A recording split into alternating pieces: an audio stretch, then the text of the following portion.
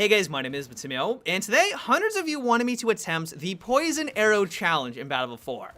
I knew this day was coming. As soon as I saw that this was going to be added on into the arsenal of the Phantom Bow, I knew you guys were going to recommend it, but I was not prepared for how awful this thing performs. On paper, it doesn't sound like it would be all that terrible, except for one key aspect. The way it works is pretty simple. When you fire the poison arrow, it initially does some splash damage. It initially explodes and does about 20 damage to an enemy. After that, if they had the poison effect on them, it's going to tick them slowly for about 7 seconds, doing around 30 damage. All total, that is a consistent 50 damage with only one arrow. On paper, that doesn't sound all that unreasonable. Sure, you're not going to win a one-on-one duel against someone, like that's never going to happen because of that slow time to kill, but if you are playing the objective and you're playing something like Rush and you got an Overwatch over an MCOM, if you see a bunch of enemies that are clumped around the side of a building, this can be an effective way at slowly whittling them down and eventually taking them out. The one caveat to this though, and the reason why this thing is just terrible, is that poison damage can never kill your enemy. As soon as they get down to 1% health, even though they may have like 4 seconds left on the tick damage, on the poison damage, it won't kill them. You have to blow them up with the initial splash damage of the Phantom Bow. Why? Why is this a thing, DICE? Like, I get that the Phantom Bow is already meant to be inconsistent. Even the broadhead tip, which is admittedly probably the best arrow out of this weapon, even that is inconsistent. But why add in an arrow type that is meant for slowly taking out the enemy, but can't kill the enemy with that main effect? Like, it just doesn't make any sense. And so it's for this very reason why this challenge was as absurd as it was. And so going into it, I had to figure out how I was going to be able to do this at least somewhat consistently. I didn't want to flail around. I didn't want to get really lucky. I wanted to find a way where I could actually kill my enemy, at least with a moderate amount of skill.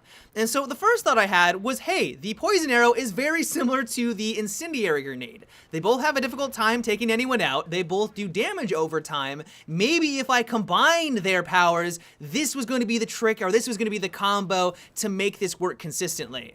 And while it does work in some circumstances, if you come across an enemy who just can't move behind a cover, maybe he's getting suppressed by your teammates, he doesn't want to peek his head out because he's going to get taken out, or maybe if you get someone in an elevator, this can also be a great way at dropping them. But for the most part, it's actually really hard to do this on a large conquest map. You have to remember that every single time that you do an action before you fire the arrow, so let's say you throw a grenade or you lay down an ammo box, you have to re-notch the arrow. And so what I was finding more and more is that as soon as I threw the grenade, then I would have to go through the couple of seconds to get that arrow up and running. The grenade would go off, the enemy would scatter, and then I'd have a very hard time landing that next shot with the poison arrow to take them out. This happened over and over and over again, and because of course I only get like 1 or 2 grenades to be able to do this, it just was not that consistency that I was looking for. The next thing I tried was a C4 trick. I knew that this could explode. I knew it had an explosive component, and so that explosion would set off a C4 charge, and then I could get a kill that way. This honestly resulted in some hilarious moments. Some hilarious moments that didn't happen very frequently, but when they did, it was amazing. So when I was running around on Silk Road, I would come across a tank, put 3 C4 on them. I still don't know why they nerfed the C4. I don't know why they did this, but now you have to put 3 sticks of C4, which got me killed a lot because it took forever to do that, then run away, notch the arrow, and then blow them up with the poison arrow. It was a very humiliating way to kill the enemy. Like, the setup time and all it took to actually do that took forever, and so when I was finally able to do it, I screeched for joy. It was amazing. But once again, much like the incendiary grenade, it wasn't a consistent or effective way to do this reliably. Yeah, I could do it, but honestly, you had to come across an enemy that was completely oblivious to their surroundings. And so really the only way that I could see this being remotely effective on the battlefield is if you're playing on a smaller map like Metro and Locker, or if you're playing Rush. I did have some success on Metro. I flung arrows down range, I knew where the enemy was going to be congregating, I knew where they were going to be grouping up, and I would fling arrows in that direction. Sure, I got hit markers, sure, I got some kills every once in a while, but there wasn't any skill involved. Like, I was just flinging arrows down range, and for the most part, I never even saw the enemy that I was shooting at, and I never really got that satisfaction from it. I get satisfaction when I outplay my enemy. I get satisfaction when I know that I took him from 100% to 0, and it was my skill involved that was able to secure that kill.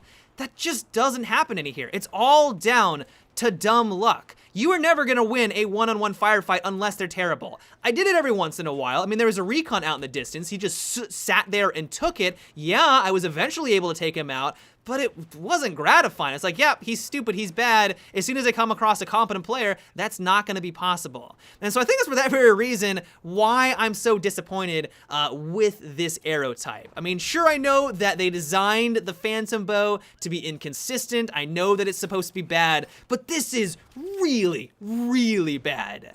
The one thing that confuses me, though, is that the DICE developer, JJU, he said that he actually prefers this and finds that this arrow type to be more enjoyable than all of the others. I don't know if I'm missing something here. I don't know if he uses it in some way that I'm just not understanding, but I feel like a crazy person. Like, how can you enjoy this unless you just like annoying your enemies? I mean, that's a distinct possibility. Unless you just like annoying people, then this will be your preferred arrow type. But if you want to get kills at least halfway decently, then I just can't imagine where he is coming from. And so in my opinion, the only way that I could see myself using this in the future is if the poison effect itself, that damage over time, can kill your targets. I don't see this ever happening because DICE has taken a firm stance on the Phantom Bow that they're never going to change it. But until then, I think that this is just a pile of crap. I mean, it made for a great challenge because it was infuriating. I had to try to work around it. But over the multiple hours, I came to the conclusion that this thing is just silly. It's really just meant for trolling your enemies and only trolling your enemies. But yeah, guys, that is about it for today's challenge. I hope you enjoyed. As always, if you guys have a setup that you would like me to try next, let me know down below. This is a video series that is based off of your recommendations, and so if there is a gadget that you would like me to use exclusively or a weapon with a terrible combination of attachments, let me know down below in the comment section. But yep, until tomorrow, have a good one and take it easy.